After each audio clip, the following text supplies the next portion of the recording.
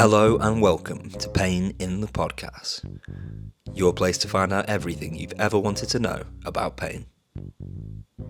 My name's Dr. Joseph Parsons, and I'm joined by the phenomenal Dr. Joshua Craw and Don Woodjasoria. And today, we're talking about pain in palliative care, part 2. Welcome in. So in part 1 of today's episode, you will have heard a couple of weeks ago, we were talking about all the different ways in which people might be experiencing pain and why in a palliative care setting, and about how that pain might be assessed. And so today we're going to talk a little bit more about all the ways in which pain can be managed and talk a little bit more about hospice care as well. So I hope you enjoy. Okay, so when it comes to treating pain in palliative care, what kind of medical management can we expect to see? Well, I think like Josh said earlier on, expectations are a key part of sort of how we start off any management in palliative care. Yeah, one of the phrases that I've started using now that I'm working in anaesthetics currently. One of the phrases that I've started working into my practice is, okay, I'm going to talk to you about the pros and cons of the medications that we're going to be using. Now, every medication that does work and scientifically has been proven to work has side effects. If anybody tells you they're going to give you a miracle drug that cures all your problems and has no side effects, they're lying to you. So it's about figuring out what's important for the patient and working backwards from there pretty much. So the patient doesn't want pain. Fantastic. We can give you some really good painkillers, we can give you strong opioids. There are going to be some side effects. Dry mouth, constipation, might make you feel a bit bleary or a bit sort of not 100% Not fully lucid. Not 100% lucid, yeah. Now, for example, nausea and vomiting. That's a big one. It's awful when you feel like you're going to be sick or when you are vomiting. We can give you some really good medications for that. Absolutely fine. So what we do is, particularly when people are approaching the end of life, we have a set of medications that we call anticipatory medications. That's strong intravenous / subcutaneous, so under the skin, opioids like morphine. We give anti-muscarinic medications. That's things that help with things like secretions. So if you're coughing a lot and bring up a lot of sputum, that sort of thing, we can give you a medication that decreases those secretions so you can breathe easier, you're feeling a bit better about that. I kind of like that word, sputum. Sputum, yeah. It just kind of masks something really, really disgusting. Yeah. Flag 'em. As a physio, we have to do a lot of chest work, so we'll help people with chest clearance to get stuff off their chest in a physical way, not like let me get this off your chest, but also that.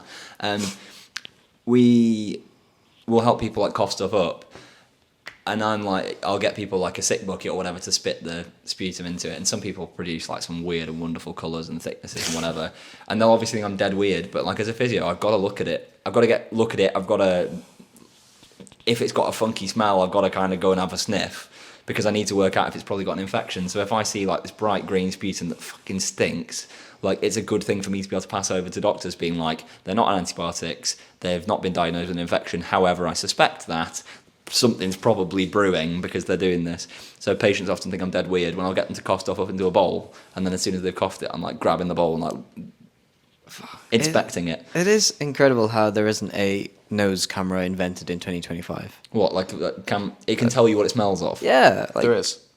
What? You just can't buy it commercially. What, a mass spectrometer? Is it for the military? It just tells you what's in a I'm sample. pretty sure you can. I think there's sort of like it's particularly in the perfume industry as well, to break down scents. Anyway, it's very expensive. It was on an episode of CSI in 2003. If anybody would like to 2003? Yeah, so it must have... And it's still not a commercial product.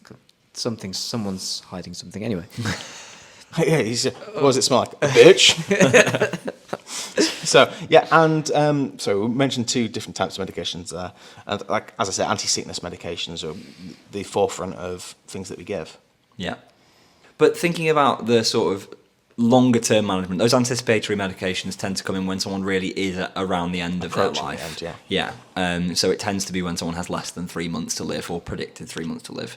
But when we're managing this sort of palliative pain outside of those anticipatory medications, how do we manage different types of pain? So you might have heard us speak about nociceptive pain, this idea of like the pain you'd get if you stood on a pin, for example, versus neuropathic pain, which is like the pain that you have when you've damaged a nerve. So, Don, how do we go about managing things like nociceptive pain?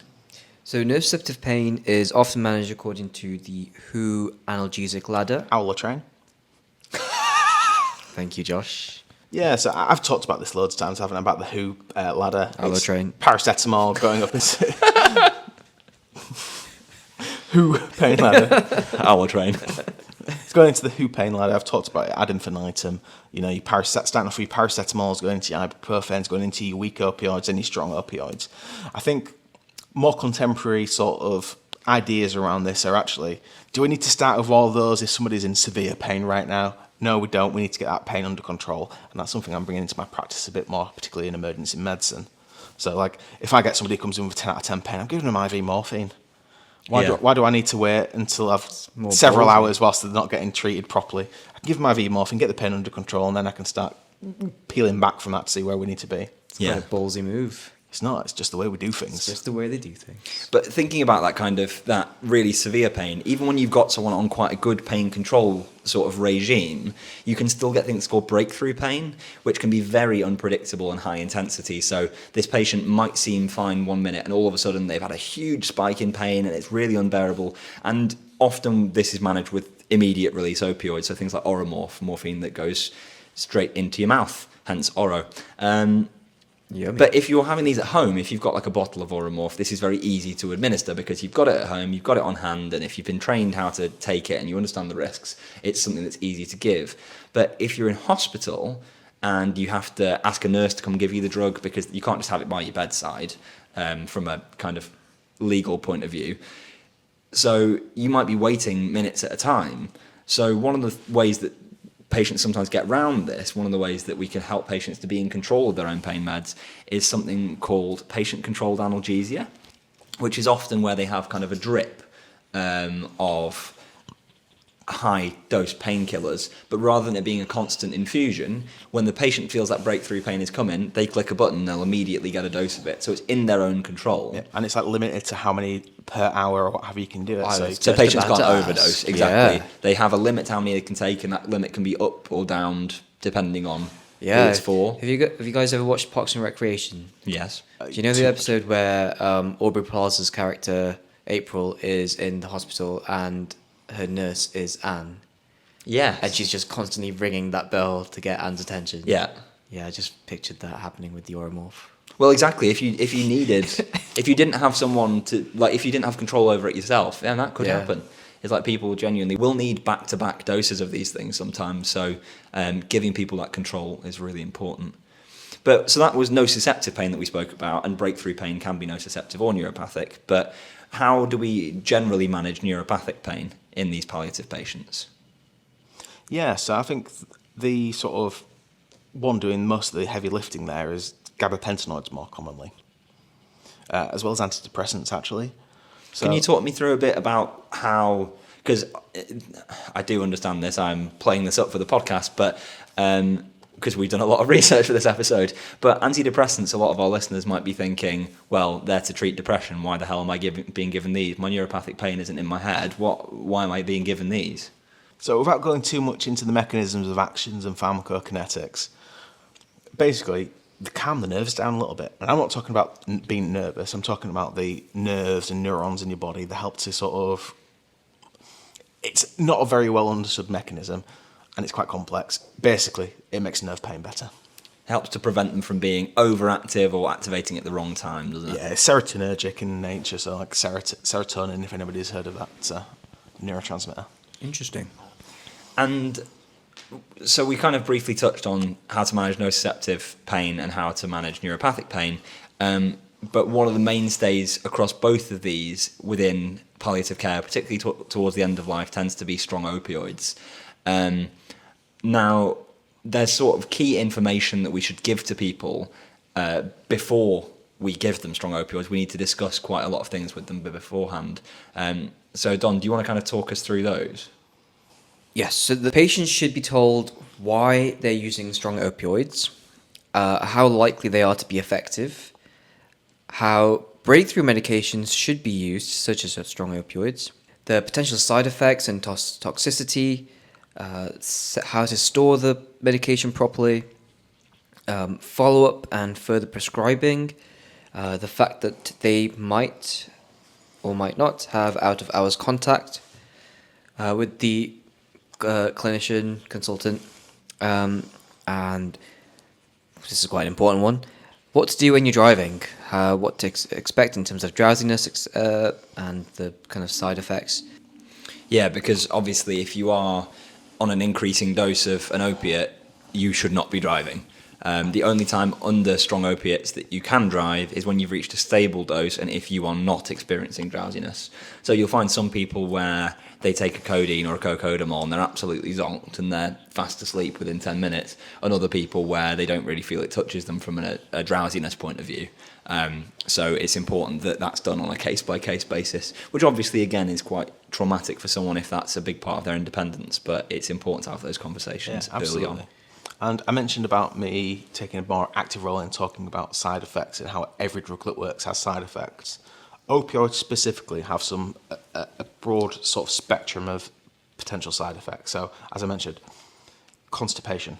How do we monitor that? Well, we'll monitor your bowels and we can give you some laxatives alongside the opioids. Hopefully not Egyptian laxatives.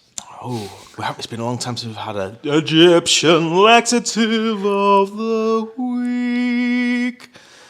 Not this week, sorry fans. If you want that segment to come back, please let us know. We might try to shoehorn it in somewhere. There's no more. We'll try to invent some Egyptian laxatives. Nausea and vomiting. I've mentioned anti-sickness medications that we give alongside opioids. One of the main ones is, particularly in the older population, is delirium. So what we do is we really try to use the smallest dose possible and titrate upwards, as opposed to giving a whacking dose, particularly in the older population. Along that, with the delirium, possible hallucinations. Ooh. Yeah. So we try to decrease the doses if that was happening. Yeah, and delirium can present in lots of different ways. It often presents with kind of confusion. Often people, while they're delirious, do lack capacity that we spoke about at the beginning. They lack the ability to retain this information, to consider it, to make decisions for themselves. An example of delirium, I was seeing a patient the other day and I was walking into the bay where this patient was, multiple beds within this bay. And the patient who I wasn't going to see said, "Can you tell these people who I am?" And I said, "Who would you like me to tell who you are?" And she said, "Her," and pointed to a woman who was quite heavily sedated across the bay, which is... You had no idea what the heck's going on. Yeah, so unfortunately she had picked up an infection and was quite delirious, and so I know we kind of chuckle, but obviously in her mind she feels that people need to know who she is, that this person is pertinent to her, because she is perceiving the world differently because of this delirium. So obviously if we're giving too high a dose and promoting things like delirium, hallucinations, then we might kind of reduce that quality of life we spoke about at the beginning, that we are aiming for in that sort of palliative care stage. So, and if we give too much of the opioids, it can cause toxicity. So, like overdose of opioids, in which case we've got naloxone, which is a reversal agent. Hopefully this doesn't happen. We're doing our job wrong if we have to do this, but yeah. But yeah, we give that because, well, I say we, I'm not a doctor, I don't give this. It is given by healthcare professionals because opioids actually depress your respiratory system, so your breathing. So if you have too much, your body starts to breathe less and starts to breathe shallower, and so that can end up with people going into respiratory failure, not getting enough oxygen. But actually, if you're approaching the end of your life and you're feeling breathless, opioids can actually slow down your breathing, so you take bigger, better quality breaths and you feel less breathless. Yeah. So we give opioids for breathlessness, even though that might sound counterintuitive. It just helps to relax people in that state and be less anxious about their breathing. Exactly, yeah. So given that patients have to kind of handle all of these side effects, potentially, is it common for palliative care patients, given the duration of their care, is it common for them to still be in work during this time? Possible. That is, it's a really interesting question. So when I had my placement in the hospice, I had people who were working up until sort of 3-4 weeks before they passed away because it was really important to them. That's part of their identity. And harking back to the beginning of the episode, that was the choice they wanted to make and had capacity Quality to of make. life, yeah. Yeah, exactly. If your work is your life, it's not our place as clinicians to challenge you on that if you have the capacity to make that decision. Whereas some people will get a terminal diagnosis and will immediately stop working because for them, like, they want to spend the last days, weeks, months of their life with family, or they want to spend it doing something, traveling the world. And we'll get in a little bit more into some stories from Josh and I as clinicians and people that we've worked with at the end of their life, some kind of examples later on. But I guess that's also important to talk about how they can manage their condition at work then. Yeah. In terms of their mood, handling all these side effects. Yeah. But it's not just conventional painkillers that we're using to manage symptoms, like if people were going to work, for example, or even if they're not. There's a lot of medications that we use called adjuvants. I just learned what this word was. Do you want to tell us what it means? Adjuvants are kind of add-on medications or treatments to your existing care plan. So you might remember me saying earlier on when we were talking about how cancer can cause swelling, one of the best things that we can use to bring down inflammation and swelling is a steroid, which you've heard us talk about in our rheumatoid arthritis episode beforehand. So we might actually use steroids to manage inflammation around a cancer. Say, for example, you've got a cancer in your spine that's compressing the spinal cord and causing you symptoms of neuropathic pain, whether it's causing paresthesia, so odd sensations, tingling, numbness, pins and needles, whether it's causing paralysis or temporary paralysis. We can actually give things like dexamethasone, a really strong steroid, which can help to reduce that inflammation and reduce the symptoms that people are having. Yeah, so you can also do interventional radiotherapy. So this can be used to pretty much temporarily shrink a tumour to help manage symptoms related to it. I mentioned earlier about esophageal cancer and how we put stents in there. We could also use what we'd call like adjuvant sort of radiotherapy. So using radiotherapy to help break down some of those cancer cells might not cure it. Well, we're saying it's not going to cure it, but actually for symptom control, being able to swallow, important. It's super important. For some people, towards particularly the end of their life, you'll find that people in their last sort of days and hours of life might become quite agitated. Whether that's consciously so or not, people become quite stressed. There's a lot of sort of discomfort, unfortunately, for a lot of people in their final days of life. And so often sedatives are given to people to help just reduce that state of anxiety in those final sort of hours and days of life. So that can be a key adjuvant, especially at the end stage. There's one particular sort of commonly cancer-related symptom, Josh. I was wondering if you can talk us through a little bit. Yeah. There's things called effusions, which you might have heard of before, listeners, as swellings. But there's things called pleural effusion and acidic effusion that can be related to cancer. I was wondering if you can talk us through them and how we can manage them as an adjuvant treatment. Sure, yeah. So first of all, effusions are the build-up of fluid where there shouldn't be build-up of fluid. That's typically because, as I mentioned earlier, you've got a lot of extra proteins and what have you when you've got cancers. It changes like the osmotic pressure within cells, within your blood, that sort of thing. And what we see is, particularly in the lungs, you get effusion, so you get a build-up of fluid there. Yeah, so it's not like in heart failure we get a build-up of fluid in the lungs. What we say is, well, we sample the fluid to see if it's from a cancer or from another cause, like organ failure, for example. And we see, is it a transudate or an exudate? So does it have a lot of protein in it, or is it more watery? If it's more proteiny, so an exudate, we typically say that's more likely to be cancer. So then we would sample that and we might see some cancerous cells in it. So if it was, let's say, pancreatic cancer that spread to the lungs, for example, we might see some pancreas cells within that fluid or what have you. Or we'd see something from the primary cancer. And that really does help us. What we can do to sort of treat that and relieve the symptoms is somewhat similar to if it was like a heart failure picture. We can give diuretics. Those are medications that relieve fluid. But also, I've seen some very large malignant effusions, so effusions in the chest that are related to cancer. And we put in what we call a drain.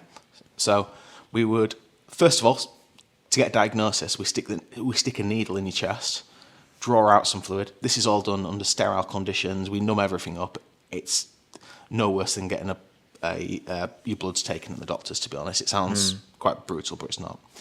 And we can also do what we call a chest drain. So you're breathing very heavily because half your chest is filled up with fluid. We put a thin tube. It looks a bit like a catheter, if you've ever seen one of those, a bit of flexible rubber tubing. And we can draw out that fluid to help empty your chest from that fluid and help you breathe further. Yeah. And acidic effusions are, rather than pleural effusions that Josh is talking about around your lungs, acidic effusions occur around the abdomen. And when I was a cancer researcher back in my previous career, I had a colleague whose project, his PhD, was looking at growing organoids, so mini cancers, from the cells from patients' pleural effusion and acidic effusion. And he would get samples in the day of surgery. They would come straight from the hospital across the road into the lab. And there were patients where you would have 6 or 7 litres of fluid drained off their stomach. So that's not even in the top 50% of ones I've seen, And so you imagine you've got... This all happens kind of in one go. Yeah. So if you drain off that much fluid, it can cause negative effects. Yeah. So let's say there's 15 litres of fluid in your abdomen, right? That's 15 kilos worth of fluid. If you drain, it's been there for, let's say, a few weeks, your body's sort of got used to that. So if then we suddenly remove 15 litres of fluid from that, you can get reflex, like blood pressure just tanking. So we have to be quite careful in how we do it and take it off relatively slowly. But Joe's absolutely right. It typically happens when the liver's... I'm going to be very blunt with this. When your liver's packed in, it can't create all the proteins that it needs to normally create. Your albumin, which is one of the most important proteins in the blood, which carries a lot of other essential things, that drops down. So because you don't have the protein, the fluid goes somewhere else. It's like, well, there's no protein in your blood now that's keeping us in the blood, so let's just everywhere else. Yeah?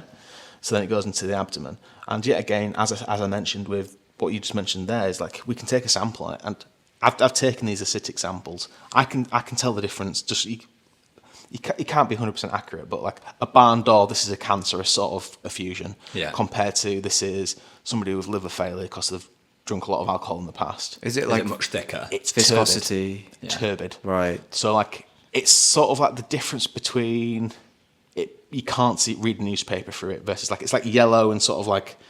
Viscous.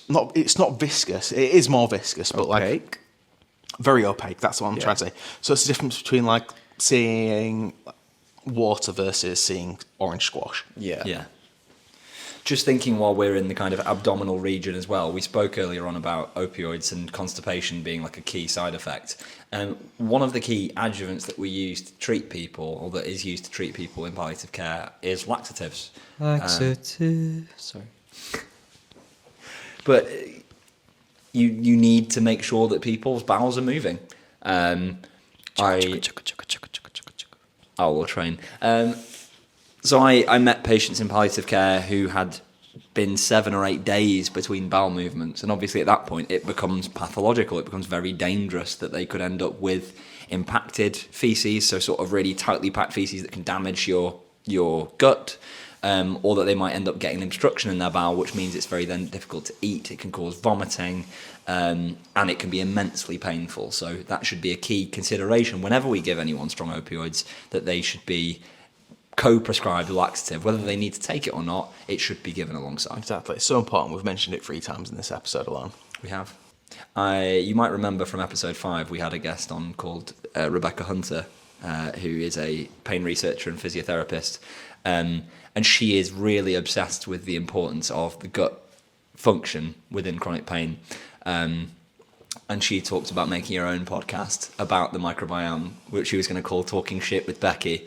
So if she's listening to this, I think that we should, fans of the podcast, if you want to hear more about gut health and pain, then please write in, let us know, and we can use this to encourage Becky to start that podcast. But one more thing I just want to briefly talk about before we think about non-medical management of pain in palliative care is how we can actually consider destroying nerves to help people manage pain in palliative care. So you can do something called ablation, which is where we go in and we zap away some nerves effectively. So it's a technique which it's really used in extreme circumstances, but if there's no nerve, it can't sense the pain. Yeah. And it can even be as extreme as something called a chordotomy, which is where you slice through the spinal cord. And obviously that then comes with things like paralysis, but where the pain is so unbearable and unrelieved, this can actually be the best treatment option for someone. However, it's important to remember there might be people listening who have, let's say, a condition like trigeminal neuralgia. It's a very severe pain in the nerves of the face. And sometimes in the past, and even now, people will get nerves destroyed in their face. But the problem is that these nerves often will try to regrow. And when they try to regrow, they form lots of sprouts because one half is looking to try and sprout in lots of directions so it can reach the sprouts of the other half. And when they reconnect and the nerve reforms, the rest of the branches will die off. The problem is when you've gone for this aggressive technique of destroying the nerves, often those nerve endings will never find each other, but those nerve endings are hypersensitive. And so actually, months down the line, when these sort of little fibres, super sensitive fibres have grown, the pain might actually be worse than it ever was before. So these kind of nerve destruction techniques or cord cutting tends to be really at the final stages of life where people won't have the time for these nerves to start regrowing, because otherwise we might actually be kind of sentencing people to worse pain down the line if we do it too prematurely. Yeah. I mean, with trigeminal neuralgia in particular, like there's a lot of pharmacological interventions that we do before that as well. But I think before we move on to think about sort of other professions and their role in the management of pain in palliative care, we have a very special guest coming on to talk to us about hospice care, because we talked all about this medical management, and it's important for people at home to understand that a hospice isn't just necessarily about giving people a comfortable place to die. It does so much more than that. So we'll go over to that little segment now, and we will see you back again shortly. So yeah, we're very, very lucky to be joined by Kirsten O'Brien, a physiotherapist working in palliative care. And I think before we touch on maybe hospices more broadly and what they can do, can you tell us a little bit more about what it's like working as a physiotherapist in palliative care and what sort of things you do with the patients? Of course. Yes, so I'm a newly qualified Band 5 physio and I work at East Cheshire Hospice. Every day is completely different. The patients you see, they all present with very different conditions and very different symptoms. But I think each day, I love going to work. It's such an enjoyment and so rewarding helping a patient achieve their goals, be that very small, but it's so meaningful towards them. And I love it. Yeah, would recommend working in palliative care to anyone. Amazing. And I think sometimes people get a picture of hospices as being the place where maybe people, they just go there to pass away, and it's this kind of, I think people think of it positively, but they think of it as just a place to die. But I was wondering if you can give us a little bit more of a picture about some of the other services that hospices provide, and maybe touch upon some of the things that patients can access other than just medical care within a hospice. So I completely agree with what you're saying. Many patients that we see when they first come in, they are actually terrified. They think that they've come in for end-of-life care, which implies that they will be dying at some point. But actually, as soon as they are there, I think they realise the supportive, positive environment, and it's not such a scary place. And actually, another misconception is you do come to the hospice to die, but so many patients come and they're only there for a couple of weeks. They get discharged home, maybe with support in the community from other professionals like physios, occupational therapists. They might be discharged to a nursing home, but again, they can still have input from the community. And they might come in for symptom management. So that could be for pain, breathlessness, fatigue. And once these symptoms are more controlled, they are then discharged back as well. So coming into a hospice doesn't mean that this is it. It is for some people, but for many it's not. And I think that's those patients that come in and then discharged, that's when we as physios have a lot more input than in those actively dying stages. So we actually have multiple services at the hospice. So we have an outpatient service. So that could be patients that are coming in referred from their GP for some physio. We have a lymphedema nurse. We have an art therapist. And we have complementary therapists as well. So you can all just come just for the day, just for your hour-long appointment. We also run classes. These are 6-week programs that can help with these symptoms like fatigue, anxiety, and breathlessness. That's a 6-week program called FAB. Again, run by multiple healthcare professionals, be that physios, the OT, we have a social care assessor who does a talk, an advanced care nurse, and the complementary therapists as well. We have a falls prevention class, so that is staying strong, keeping safe, which looks at education as well as exercise, which many patients find beneficial and actually see it not as a stepping stone, but coming to this day service. It's called the Sunflower Centre at East Cheshire Hospice. So coming to the Sunflower Centre, seeing this lovely, positive space and being supported by other people, I think, again, makes it less scary because we can then show them around the ward as well, show them the inpatient unit and just show them that it's not as scary as you might think. But yeah. Phenomenal. Thank you so much for that. We'd really appreciate it. And I hope people get a bit of a clearer picture that hospice care isn't necessarily something that means end of life and that there's so much more to it than just that kind of inpatient element. So thank you very much again, Kirsten, for coming on. So yeah, I think it's really good for us there to have a bit of a better picture about hospices and hospice care and what that means and the kind of the breadth of support that can be offered by hospices. So I think if you are experiencing a terminal condition yourself, or you know someone that is, definitely engaging with your local hospice is a very valuable thing to explore, because they can give great support with symptom management, with support of the loved ones of the person who is going through this condition, and also with kind of signposting to all the support that you can get in those last sort of weeks and months of life. Now, we've talked a lot about the medical therapy of involved palliative care, but it's also important to shine a light on the psychological support that is kind of essential when dealing with the very high emotional toll. So this can include counselling, very, very important, I think, just to kind of process, not only for yourself, but for those around you as well, dealing with this news, dealing with the lifestyle changes that are about to occur, and I just think it's really important just to talk things through so that you have a clear idea of what to expect when it comes to your palliative care. There's also relaxation for managing your anxiety, relaxation techniques. Yeah, especially for when we're talking earlier on about things like breathlessness. Opioids can be used to manage breathlessness, but actually anxiety about chest pain, for example, or about sort of your general health condition can cause this kind of hyperventilating breathlessness, and so things like anxiety management can be really valuable towards the end of life. Yeah. To give a shout out to my own profession here, physiotherapists, we also can play a key role in end of life care. So we might be helping people manage breathlessness with chest physiotherapy. So this is the idea of using techniques, whether breathing methods or machine equipment, to help people get rid of secretions, so mucus that's stuck on their chest.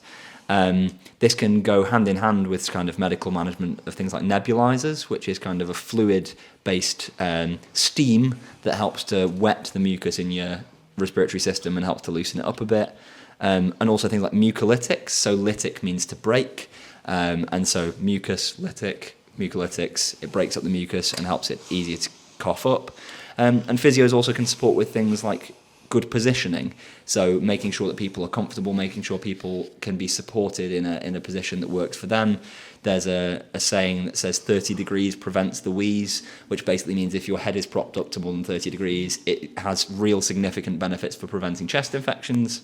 And physiotherapists as well, you might think of doctors and nurses being the ones that manage oxygen, like additional oxygen, but actually physiotherapists play a big role in that as well. Certain physiotherapists can prescribe it, but also we can be the ones to tweak it and change it as people require. There's also speech and language therapists who can be involved to help support people who've developed communication difficulties towards the end of their lives. And I think this may be a very short list of those involved, but it does kind of paint a picture of who is involved with that multidisciplinary team that you mentioned earlier, Josh. And so it is really important to have a well-rounded kind of group of people to give you those opinions and that insight, that knowledge, so that you can make a better decision for your own care, given that it's just such an important part of your life. And often, occupational therapists, which if you listen to our pacing episode, you'll have heard a lot about the role of OT. Very, very good episode. Indeed, as are all of our episodes. We do say so ourselves. But Amy Forster was great. She was a brilliant OT as a guest. Pacing can be a key part, but also providing equipment to support people at the end of life. But we are very lucky that Kirsten O'Brien has agreed to come back and do a little bit more for us in this episode, talking a little bit more about some particular examples of where therapy, both physiotherapy and occupational therapy, have come together to really change the quality of life of a patient in those sort of final stages of their life. So, thinking a little bit more then about what therapy can offer within a hospice, I know we've spoken a lot in these last sort of this episode and the previous one about medical management of pain. We've spoken a little bit about sort of symptom management and breathlessness and things like that. But actually, I think sometimes people imagine that all of palliative care will just be sort of doctor and nurse led. But really, and I'll stick up for my profession here, physiotherapists play a massive role, and so do occupational therapists as well. So we've got Kirsten back again to share sort of a couple of examples of just how much involvement therapy can have in the management of palliative care patients. Yeah, so as you were talking about symptom management and we've spoken about end-of-life care, a lot of patients we see come to the hospice for optimization. So this is specifically when they have come in with reduced mobility. Maybe they've had a fall, they've got reduced strength, they're off their legs, and this is when it's kind of the therapists take much more of a lead in their treatment. For example, one patient I saw was newly diagnosed with MSCC and had some reduced lower limb strength, but was particularly upset about their loss of function in their dominant hand. And they came in for psychological support, but also as a way to try and optimize their dominant hand function. And so the therapist kind of took that lead of seeing the patient daily, bringing in a home exercise program, looking really at their goals, and actually already within a week I'm seeing him use his walking stick much more stable, much more supported. He's walking with increased confidence, and he's already told me that he feels much more confident about going home, and then I will refer him to the community to carry on with what I've already started in the hospice. So like his goal was to try and get some function back in his hand, and we have absolutely started helping him achieve that goal. And I think that is something every day that I feel just a little bit proud of to help someone. And absolutely you should do. I think we take for granted, just sort of as a general population, the value of small things, and they feel so minimal when you're healthy and you're fit, and like the ability to hold something in your dominant hand. We take it for granted because it's absolutely so normal for us, but if you lost that ability, you can't fathom just how important that would be to you. And so achieving things like that are so meaningful for those patients in the later stages of their life. Like being able to do the buttons of their shirt, something as simple as that, and actually, 5 days later after seeing him, he's like, I can do that button, which I couldn't do before. I was like, that makes me so pleased, and it's going into every day, I think, with a little bit of a positive attitude, because again, like we've said before, it's seen as a dreary, depressing place where you go to die, and it really isn't. And I hope that your podcast really, advertises that I'm not scared of going into a hospice. If that happens to me, that is something that I would advocate for my family, with my friends as well, because it's not as bad as what everyone thinks, not at all. And thinking about hospices more generally as well, hopefully if we've painted this sort of more accurate and rosier picture than maybe you had in your mind before, hospices are always looking for volunteers, people to support on reception desks, people to support in cafes, people to support sort of meet and greet services, support people with transport. There are so many things you can do, and if you look up your local hospices, I'm sure they'd be very, very glad of your help. Absolutely, always. Again, all these groups I was talking about, everyone needs some transport, and every little bit helps. So please, yeah, like you said, if you can volunteer, volunteer. So there you go. And thank you again, Kirsten, for coming back on. Thank you. Yeah, so again, like Don said before, there's a whole host of different people who are involved in this sort of end-of-life care. And just before we finish off, I just want to sort of share a particular anecdote of a patient I work with in palliative care and give Josh the opportunity to do so if he would like to as well. I worked with a patient who had terminal cancer, and when I met them, they particularly struggled with weight bearing because the cancer had spread to their bones. And so they couldn't really walk very effectively, and they were using crutches. Now, crutches we often use because they help to offload your lower body. You can take some of the weight from your legs and put it into your arms. But this patient was still really struggling, and I spoke to them and said, what's your goal for while you're here? It was a temporary sort of stay in a hospice for symptom control.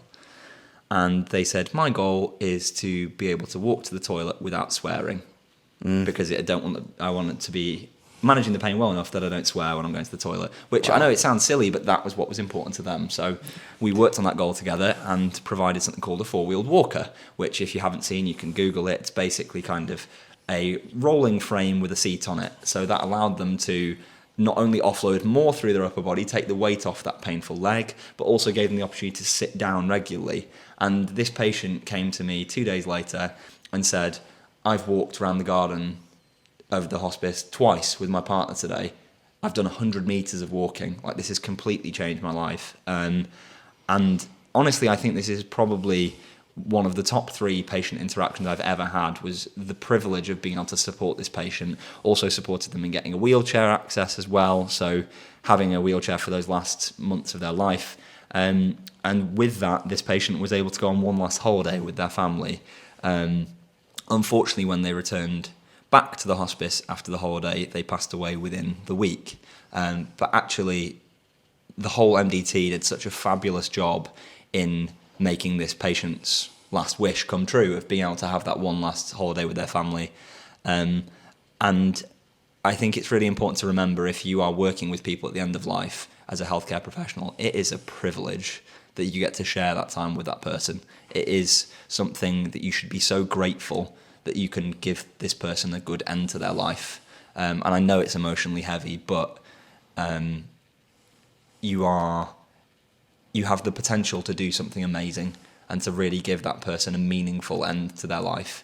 And so I hope that any clinicians listening to this will take that away, that when you're working with people at the end of their life, you can really change the way in which someone can live those last few days to the full. It's really, really special to be able to have that opportunity. It was. And we've talked a lot about patients and how people who are using palliative care or are palliative deal with things, but it's difficult on family members as well. So if you're listening to this and you have a family member who is going through this, just know that you're not alone, and there are resources available for you, and support for carers and support for family members too, because although it seems like it's all about your family member too, you do need to look after your own health as well. Exactly. And please keep an eye out on our social media. We will share all the resources that we can around supporting you, whether you are the individual with the palliative condition or whether you are the loved one who feels that you need some support as well. And so with that, we bring this episode to a close. And I think it's important to remember that despite the fact it's a very heavy and somewhat depressing topic, it's incredibly important to discuss. And I hope that any of you listening to this, I hope that all of you listening to this are fortunate enough that you never have to go through anything like this as the person experiencing it, or as a family member or loved one. But in case you do, I hope this makes you feel a little bit more prepared and a little bit more able to take on the challenges that this kind of palliative period creates. So, on that note, have we done some reading at all? We have indeed. Let's have our book review and then bring this episode to a close. So, some of you, speaking about opioids a lot in this episode, may have watched the Netflix show Painkiller, about the Sackler family and the opioid crisis in the United States. Bastards. I'm not cutting that out. There is a book which basically details this whole story from start to finish called The Empire of Pain. And it is a heavy book, but a really valuable book to learn about why some doctors now are very anti-opiate prescription. And especially if you're a patient who maybe has had to use opioids in the past and you feel very bitter, maybe that it's becoming more challenging to get them, you feel like it's important for you, or that you really want to access them, I think it's a really valuable book for you to read to understand why the corruption and mis-selling and misuse of opioids in the past have made their use so kind of stigmatized now. And so even if it is relevant to your case, it can be quite challenging to get access to them. But I think it's important, this book, to help you understand the context. And with that, let's bring this episode to a close. Palliative Care, truly an honour to have even been a part of this podcast episode, because I feel like I've learned so much about something so important and something that's not spoken about a lot. So thank you guys for listening, and thank you for sharing your stories, Joe and Josh. But yeah, hope you enjoyed this episode, hope you learned something, and we will see you soon. Goodbye. Goodbye.